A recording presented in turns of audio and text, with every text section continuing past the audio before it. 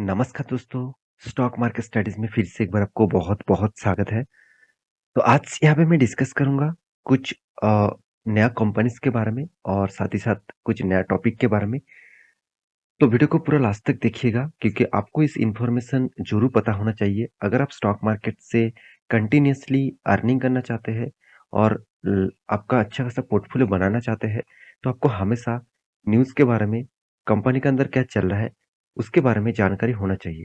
देखिए बहुत सारे बड़े-बड़े इन्वेस्टर जैसे मान के चलिए वॉरेन बफेट जी, राकेश झुनझुनवाला जी, ये सारे लोग हमेशा एक ही इंटरव्यू के माध्यम से एक ही चीज़ हमेशा बार-बार बोले हैं कि उनका कहना है कि अगर आपको स्टॉक मार्केट में लॉन्ग जर्नी के लिए रहना है, आपको हमेशा उस कंपनी के ऊपर क्या हो रहा है, क्या नहीं हो रहा है, उसके बारे में जानना होगा।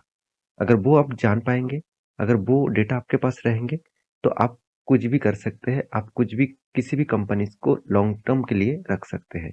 तो चलो, कुछ पॉइंट्स आपके साथ शेयर करूँगा और नया कंपनी मार्केट में लिस्टिंग होने जा रहा है, उसके बारे में भी बात करूँगा। उससे पहले चैनल को सब्सक्राइब नहीं किया तो ज़रूर कर लीजिएगा, बेल आइकन को हिट करके ऑल भी कर दीजिएगा। और टेलीग्राम को भी जुड़ जाएगा जहाँ पे आपको बहुत सारा अपडेट्स मिलेगा और आप ट्रेडिंग करना चाहते हैं तो बेस्ट लेवल का टेलीग्राम नीचे लिंक दिया गया है।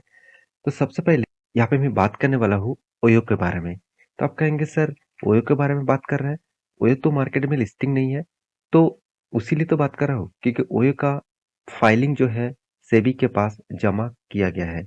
तो फाइलिंग जब जमा किया जाता है और किसके लिए, वो है आईपीओ, इनिशियल पब्लिक ऑफरिंग। तो पहले वो आईपीओ लिस्टिंग कराएगा और उसके बाद आप इस कंपनी के ऊपर ट्रेड कर सकते हैं, साथ ही साथ आप इन्वेस्टमेंट भी कर सकते हैं। तो आईपीओ जो है वो देखा जाए तो जल्द से जल्द ओयो का आने वाला है क्योंकि बहुत पहले मैं इसके ऊपर एक वीडियो बना के दिया था कि ओयो का आईपीओ जल्द से जल्द आने वाला है और ओयो के ऊपर आप फोकस रखिएगा। हाँ, बहुत सारे लोग कहेंगे सर ओयो का जो बिजनेस है वो कोविड के टाइम पूरा का पूरा बंद था। फिर भी मैं दिखाऊंगा कोविड के टाइम में बंद होने के बाद भी कंपनी लॉसेस में नहीं थे। आप देखेंगे कंपनी 35 कंट्रीज के साथ बिजनेस करते हैं। ओवरऑल कंपनी का 1,57,000 करोड़, सॉरी 57,000 से भी ज्यादा होटल्स एंड देखा जाए तो होम्स है। तो कंपनी का बिजनेस यही है कि कंपनी खुद का कोई भी एक भी होटल नहीं है, दूसरे के होटल से वो क्या करते हैं, वो कोलैबोरेट करते हैं, साथ ही साथ वहां से कस्टमर भेजते हैं और वहां से अच्छा खासा कमीशन वो उसको मिलता है। इंडिया से लेकर China, Malaysia, Nepal, Indonesia, UAE, तो ये सारे जो कंपनीज है, ये सारे जो कंट्रीज है, इस कंट्री को छोड़कर भी 35 कंट्रीज के ऊपर कंपनी का बिजनेस चलते हैं। तो ओयो का आप सभी जानते हैं होटल का बिजनेस है, आप घर बैठे किसी भी जगह का होटल सब बुक कर सकते हैं। तो मेरे कहने का मतलब यही है कि ओयो जैसे कंपनीज का फ्यूचर का विजन क्लियर है क्योंकि लोग देखिए लोग घूमने के लिए तो जाएंगे ही। आज महिंद्रा महिंद्रा लॉजिस्टिक जो कंपनी है वो क्या करते हैं, इसी तरीके से बिजनेस करते हैं। उसके ऊपर मैं वीडियो पहले भी आपको बना के दिया। तो ओयो का बिजनेस मॉडल बहुत स्ट्रांग है। आप कहेंगे कि सर क्यों, क्योंकि देखिए ओयो के पास हर कस्टमर का डेटा है। जितने सारे कस्टमर एक बार ओयो से बुकिंग किया है तो उसका डेटा उसके पास है। देखिए डेटा ही मेन पॉइंट्स है, जिसके पास डेटा है वो मार्केट में राज करेगा। देखिए आज अमेजन वर्ल्ड के नंबर वन कंपनी क्यों है, क्योंकि उसके पास सबसे ज्यादा डेटा है, सबसे ज्यादा कस्टमर का डेटा है। वो चाहे किसी भी प्रोडक्ट उसको सेल कर सकते हैं, किसी भी प्रोडक्ट उसको मतलब बाई पेसर में उसको बेच सकते हैं।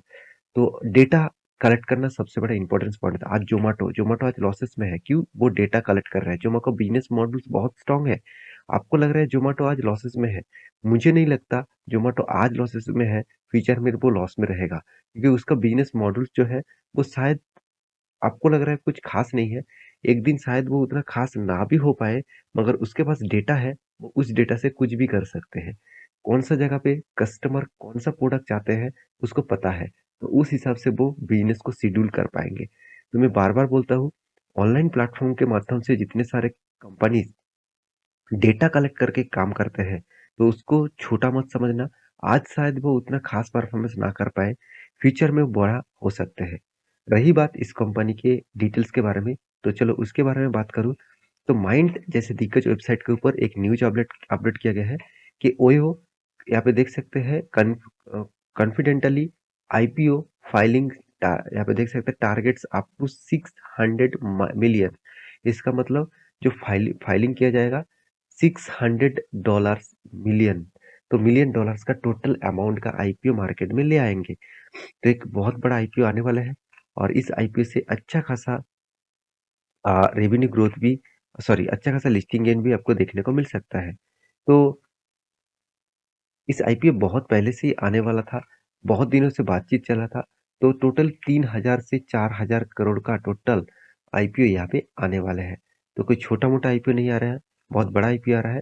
रही बात इस आईपीओ के डिटेल्स के बारे में, तो यहाँ पे कुछ डिटेल्स तो अभी तो देखने को नहीं मिलेगा। सिर्फ इसका फाइनेंशियल डिटेल्स मैं आपको दिखा सकता हूँ। जैसे रेवेन्यूज देखिए, 2019 में क्या हुआ। 2019 में इसका रेवेन्यू था 6500 करोड़। 2020 में क्या हुआ, 13,000 करोड़। मैं आपको पहले बोला था कि कोविड के टाइम में ही कंपनी अच्छा खासा रेवेन्यू जनरेट किया। और हाँ, कोविड के सेकेंड वेव में बहुत कम हो गया, क्योंकि फर्स्ट वेव में भी लोग बाहर घूमने गया, बाहर में गया, बाहर में था, तो होटल बहुत बुक था। मगर यहाँ पे सेकेंड वेव में तो बहुत सारे लोग घर चले आए, तो इसलिए सेकेंड वेव में इसका रेवेन्यूज कम हो गया था। टोटल एसेट के बारे में बात करूँ तो एसेट इसका बहुत स्ट्रांग है। साथ ही साथ प्रॉफिट एंड लॉस के बारे में बात करूँ, देखिए यहाँ पे तो आपको गड़बड़ी देखने को मिलेगा। तो 2020 में होटल तो बुक था, मगर उसको पैसा ज़्यादा नहीं मिला, क्योंकि लोगों के हाथ में उतना पैसा नहीं था। सस्ते में उसको होटल देना पड़ा, बुकिंग देना पड़ा, तो इसलिए कंपनी ने लॉसेस किया। और 2021 में उस लॉसेस को फिर से रिकवरी किया। रिकवरी मतलब प्रॉफिट में तो नहीं है, फिर भी लॉसेस को बहुत ज़्यादा कम किया, 11,000 करोड़ से डायरेक्ट 4,000 करोड़। तो ये एक पॉइंट ऑफ व्यू से देखा है तो एक पॉजिटिव है। तो ये था फर्स्ट न्यूज़। सेकेंड न्यूज़ कौन सा है, वो है द इकोनॉमी टाइम्स के ऊपर आ चुका है कि आरबीआई ने एक बात कही थी, मतलब फरवरी मंथ के खत्म होने के बाद, कि जो लास्ट क्वार्टर आने वाला है, क्वार्टर फोर, उस मंथ में जो इंटरेस्ट रेट है उसको हाइक नहीं करेंगे। मगर यहाँ पे अप्रैल मंथ में 6 तारीख से 6 तारीख को आरबीआई क्या करने वाला है, 25 बेसिस पॉइंट्स के हिसाब से यहाँ पे खुद का इंटरेस्ट रेट, खुद का नहीं, मार्केट का इंटरेस्ट रेट यहाँ पे बढ़ाने वाला है। तो 25 बेसिस पॉइंट मतलब 0.25 बेसिस, मतलब मान के चलिए अभी इन्फ्लुएंसी रेट 6.75 चल रहा है, तो उसके साथ 0.25 ऐड हो जाएगा, बन जाएगा ₹7 करके इन्फ्लेशन रेट। तो ऑब्वियसली ये एक बहुत नेगेटिव पॉइंट्स है ग्लोब मार्केट के हिसाब से, और साथ ही साथ कंपनी के बेसिस के हिसाब से, क्योंकि देखिए जितने इंटरेस्ट रेट बढ़ाया जाएगा, उतना ही जितने सारे एनबीएफसी है, मतलब जितने सारे बैंक्स होगा, जितने सारे एनबीएफ्स होगा, इस तरीके से कंपनी को सबसे ज्यादा लॉसेस होगा। अगर इसको लॉसेस होगा तो वो क्या करेंगे, इंटरेस्ट रेट ज्यादा दे हाइक करेंगे। इंटरेस्ट रेट हाइक करेंगे तो लोग लोन कम लेंगे, तो इकोनॉमिक जो क्राइसिस है वो धीरे धीरे कम होता जाएगा। तो मतलब ये एक बहुत बड़ा नेगेटिव पॉइंट्स भी है, और इसीलिए अमेरिका बाजार में आज इतना ज्यादा हलचल देखने को मिला है, क्योंकि इंटरेस्ट रेट जितना बढ़ा जाएगा उतना ही खतरा बनेगा मार्केट के लिए और बाजार के लिए, कोई भी किसी भी कंट्रीज के लिए। तो ये था एक न्यूज़। लास्ट में जो न्यूज़ है वो है आई कंपनीज का बोनस का। तो इसके ऊपर मैं पहले भी एक वीडियो बना के आपको बोला था कि यहाँ पे देख सकते हैं इंफ्रा वेंचर, मतलब jet infra venture limited companies के बारे में बातचीत किया जा रहा है। तो एक रियलिस्टिक बिजनेस कंपनी है, एक रियलिस्टिक इंडस्ट्रीज के ऊपर काम करने वाला कंपनीज है। तो इस कंपनी के ऊपर भी एक गुड न्यूज़ आया है। गुड न्यूज़ क्या है मैं पहले बता दूं। कंपनी के ऊपर जो गुड न्यूज़ है वो एक्चुअली कंपनीज यहाँ पे बातचीत कर रहा है कि बोनस देने के लिए, और बोनस का डेट अनाउंसमेंट भी किया गया है। तो इस कंपनी के ऊपर जो बोनस अनाउंसमेंट में किया गया है, आप यहाँ पे देख सकते हैं। कंपनी सेकेंड टाइम बोनस देने जा रहा है। फर्स्ट टाइम 2018 में दिया था 1:1 का, सेकेंड टाइम 1:1 का, मतलब आपको 100 आपको आपके पास इस कंपनी की हिस्सेदारी है तो आपको 100 एक्स्ट्रा बोनस मिल जाएगा। आपके पास एक है तो एक का मिलेगा, तो इसका मतलब 100 है तो 100 मिलेगा, 1000 है तो 1000 मिलेगा। तो क्या इस बोनस के चक्कर में इस कंपनी के ऊपर निवेश करना चाहिए? मैं बिल्कुल कहूंगा इस तरीके से कंपनी से दूरी रहिए। इस कंपनी का मार्केट कैप 6 करोड़ के आसपास है, 6 से 7 करोड़ के आसपास है। इतना छोटा सा कंपनी है, 6 करोड़ का कंपनी, वो कहाँ से खुद कंपनी को चला रहा है वो उसका ठीक नहीं है। तो आप इस कंपनी के ऊपर क्यों इन्वेस्ट करने के लिए सोच रहे हैं? तो प्लीज रिक्वेस्ट करूंगा इस तरीके से कंपनी के ऊपर निवेश करने से पहले चार चार बार सोचना। बाकी आपकी राय है, पैसा आपका है तो आप कुछ भी डिसीजन ले सकते हैं। तो मेरा काम है आपको कहाँ पे रिस्क है, कहाँ पे रिस्क कम है, इसके बारे में जानकारी देना। तो मेरी इस वीडियो से आपको कुछ इन्फॉर्मेशन अच्छा मिला तो प्लीज़ लाइक करना, चैनल को सब्सक्राइब भी करना। मिलते हैं नेक्स्ट वीडियो में, तब तक के लिए अच्छे से रहिए, अपने ख्याल रखिए। Bye bye.